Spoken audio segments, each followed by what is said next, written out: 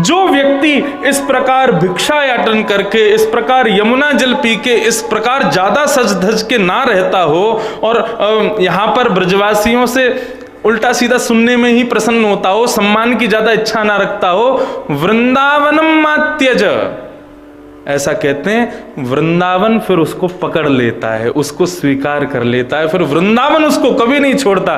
तुम चाहोगे भी ना कि मैं वृंदावन से बाहर चला जाऊं, काम से दिल्ली जाना है, मुक्तसर जाना है, लुधियाना जाना है, वृंदावन ऐसा पकड़ के रखेगा, ऐसा योग बनाएगा कि आप वृंदावन से जा ही नहीं पाओगे। रोहिणी, यशोदा आदि समस्त गोपियां यमुना जी में दीप दान कर रही थीं, तो दीप छोड़ती जा रही थीं और यशोदा मैया खूब लाला की लंबी आयु हो, मेरे लाला को कभी बल छीण ना होवे, मेरे लाला के खूब सारे ब्याह जाएं, ऐसे ऐसे करके दीपदान करती जा रही थी। दूर यमुना जी में पैर लटका के बैठे श्याम सुंदर नंद नंदन यमुना जी को अपनी मंगलमयी अनावृत चरणों का सुख प्रदान कर रहे थे। तभी ठाकुर जी क्या करते कि जो दीप दान कर रहे थे, जो दीप बहते हुए जा रहे थे, तो जो एकाध उनके चरणों से आकर के टकरा जाता, उसको ठाकुर जी अपनी भुजा से उठा के अपने बगल में रख लेते।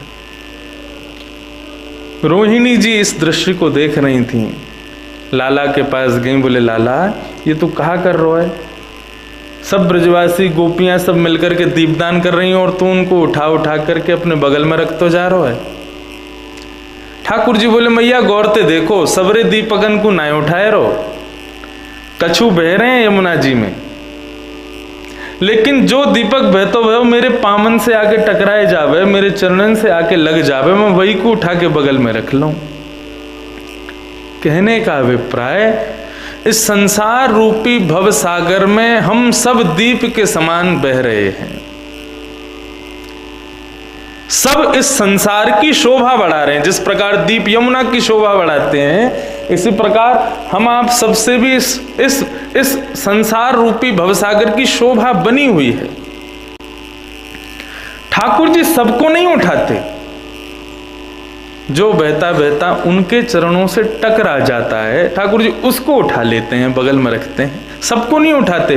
ठाकुर जी कहते हैं तुमसे संसार की शोभा बनी रहे इसलिए दूर वाले तुम बहते रहो, जो बहता बहता मेरी ओर आ जाए मैं उसको उठा करके अपने बगल में रख लेता हूं।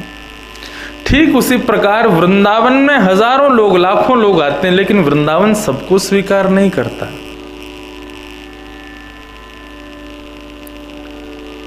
वृंदावन सबको स्वीकृति प्रदान नहीं करता अपने रसोपासन की। जो यहां अपनी देह के अभिमान का परित्याग करता है, वृंदावन उसको स्वीकार करता है, वृंदावन उसको स्वीकृति प्रदान करता है। आजकल वृंदावन की रसोपासना के कई युवा भी चकोर बन चुके हैं, प्रयास करते हैं कि हम वृंदावन की रसोपासना में लगे रहें। श्री किशोरी जी के सुंदर गुणानुवाद, श्री राधारमन लाल जी के मंगल गुणानुवाद, मंगल कथा प्रसंगों को श्रवण में सब युवाओं की रुचि बन रही है, देख के आनंद आता है। तो वृंदावन में रहें तो कैसे रहें? बोले भ्रातः तिष्ठ तले तले विटपिनाम ग्रामेषु भिक्षामट। एक दिन, केवल एक दिन इस तरीके से रहना तो चाहिए वृंदावन में। कैसे रहें? बोले एक दिन अपने हलवाइयों से बढ़िया ये सुबह सुबह तंदूर के पराठे जो आप लोग रोज उड़ाते हो, एक दिन ये मत पाना। एक दिन ये बढ़िया सुंदर घी में बनी सब्जी आदि बढ़िया मसालेदार रोटी सब्जी इनको मत पाना। एक दिन क्या करना, भीतर वृंदावन में जाना और किसी नैष्ठिक ब्रजवासी के घर जाना और वहां जाकर के अपनी अंजलि फैला करके उसके घर में जो प्रसाद बना हो उसको स्वीकार करना। ग्रामेषु भिक्षामट। और स्वच्छंदम पिबयामुनम जलमलम जब प्यास लगे तो क्या पीना? बोले यमुना जी का जल पीना। आप कहोगे यमुना जी का जल तो आजकल ऐसा है नहीं कि उसको खूब सेवन किया जा सके। वृंदावन में नल, टोंटी और हेडपंप जहां भी लग रहे हैं ना, सब में यमुना जी का ही जल है, उसका पान करना। भोजन क्या करना? ब्रजवासी के घर से भिक्षा मांग के खाना। अरे महाराज, भिक्षा मांगने में शर्म कैसी? ठाकुर जी तो यहां से भिक्षा भी नहीं मांगते थे, ब्रजवासी के घर में जबरदस्ती घुस के खायाते। ब्रजवासी खूब प्रयत्न करते रोकवे को, लेकिन ठाकुर जी अदबद के भीतर घुस जाते। भाभी जी आज कहाँ बनो है, पूछ लेते। लाला आज सत्यनारायण भगवान की कथा के काजे पंजीरी भोग मनो है, ना धो के आ जाइयो, कथा सुनियो, भगवत पंजीरी भोग मिलेगो। ठाकुर जी तो उमड़ गए, बोले अब ही खाऊंगो। सत्यनारायण जय जय ना है, जय जय मैं हूं, मोकू खवाओ। ऐसी ऐसी लीलाएं ठाकुर जी इस ब्रज में करते हैं। तो यहां तो कहा है कि ब्रजवासी से मांग करके पाओ। ठाकुर जी तो बिना मांगे जबरदस्ती पा लेते थे। ग्रामेषु भिक्षामट स्वच्छंदम पिबयामुनम जलमलम। देखो जो बात मैं कह रहा हूं, ये करने को तो कोई बहुत बड़ा, कोई क्या कहेंगे उसको, बहुत बड़ी कृपा होगी राधारमन जी की जो ये लीलाएं कर सके।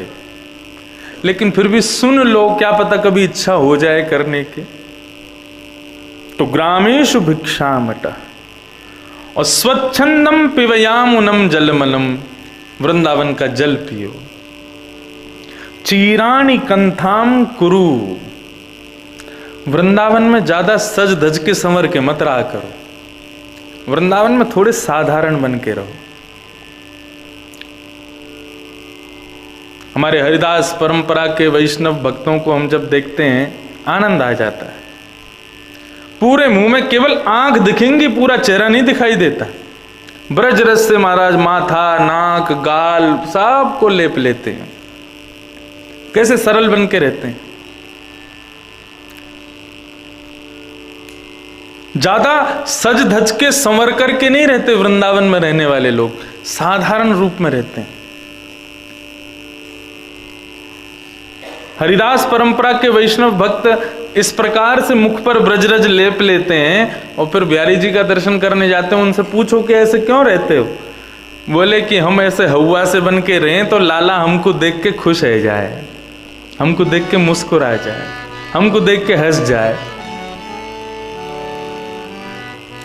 चीराणी कंथाम कुरु, यहां तो स्पष्ट लिखा है कि चीरों के द्वारा बना हुआ कपड़ा पहन करके रहो। ज्यादा बढ़िया सुंदर कपड़े पहन के मत रहो। पूज्य पिताजी महाराज के, पूज्य गुरुदेव, उनके विषय में हमारे घर में लोग सब बताते हैं कि जब उनके कपड़े धोबी के यहाँ से कभी धुल के आ जाते, बढ़िया कलफ लग के कपड़े आ जाते, तो गुरुजी उनको पानी में बोर देते और फिर अपने हाथ से धो करके उनको बिल्कुल निचोड़ के सुखा के फिर पहनते। बोले ज्यादा सजे धजे कपड़े पहनेंगे तो इनकी आदत लग जाएगी हमको। चीराणी कंथाम कुरु, यहां पर तो साधारण रहो, ज्यादा सज के संवर के रहने की आवश्यकता नहीं है। सम्मानम कलयाति घोर गरलम, विष क्या है? बोले जब इस प्रकार जीवन जीने लगोगे वृंदावन में तो आपका लोग बहुत सम्मान किया करेंगे। बोले भाई भिक्षा मांग के खाते हैं, यमुना जल पीते हैं, चीर पहन करके रहते हैं, ज्यादा सज धज के नहीं रहते, तो उस समय जो लोग सम्मान करेंगे वो सम्मान आपके लिए विष के समान है। और नीचपुमान क्षुधा, यदि कोई आपको यहां पर दो गलत बात कह दे, आपको गाली दे दे, आपको धक्का दे दे, कुछ अपशब्द कह दे, तो उसको अमृत समझना। अरे भैया ब्रजवासी ने ठाकुर जी डांट वे में नहीं छोड़े, यदि वही डांट हमको पड़ जाए तो ये तो हमारे लिए सम्मान की बात है। ठाकुर जी को गारी देवे में पीछे ना रहे में। एक बार ब्रजवासी गए दर्शन करने द्वारिकाधीश का। बोले देख के आमे भैया हमारे ब्रज को, लाला राजा बन के बैठो, देखें तो सही कैसा बैठो है। द्वारिका दर्शन करने के लिए गए तो शंख चक्र गदा पद्मधारी श्रीमन नारायण भगवान द्वारिकाधीश राजाधिराज महाराज के रूप में बैठे हैं। दो ब्रजवासी दर्शन कर रहे थे। तो देखियो कैसे माटी को मथौना बन के बैठो है। समझ में आ रही है बात? ब्रजवासी कहने लगे देखियो कैसे माटी के मथौना बन के बैठो है। हमारे ब्रज में देखो कैसी मुस्कुराते रहेगो, हाथ में बंशी लेके त्रिभंग लली बन के खड़ो रे, और यहाँ पे बिल्कुल सीधो खड़ो जैसे कोई नेशनल एंथम गा रहे हो, बिल्कुल अटेंशन, सीधे खड़े हैं द्वारिकाधीश। ठाकुर जी के नेत्र तो दिखाई नहीं देते द्वारिकाधीश के, नीची नजर करके खड़े। जय जयकार बोल रही थी, बोलो द्वारिकाधीश की जय, बोलो राजाधिराज की जय। जय जयकार गाए जा रहे हैं। कृष्ण कन्हैया लाल की जय, गोवर्धन नाथ की जय, सब जय जयकार गा रहे थे। लेकिन ठाकुर जी नीची नजर करके और ऐसे ही खड़े हुए थे बिल्कुल। दो ब्रजवासी पहुंचे। ब्रजवासी बोले यार हमारो लाला ऐसो रूठो रूठो खड़ो है, हमारो मन खुश ना है रो या को देख के। बोले कहा करोगे?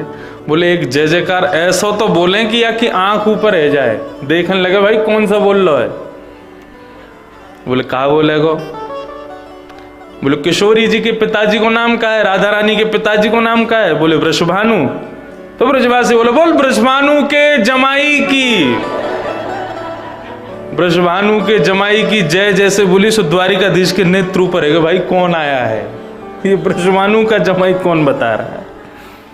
ब्रजवासी बोले जय हो है गए दर्शन है गए, लाला अब प्रसन्न रहे, अब खुश रहे। तो ब्रजवासी तो महाराज ठाकुर जी से ऐसी लीला करते हैं।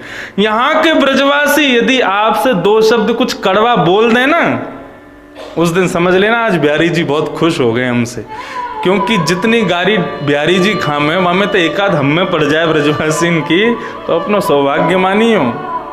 नीच पुमानम शुद्धा, यहां तो कोई अपशब्द कह दे तो उसको अमृत के समान समझो। श्री राधा मुरली रवो ब्रज सखे वृंदावनम मात्यज।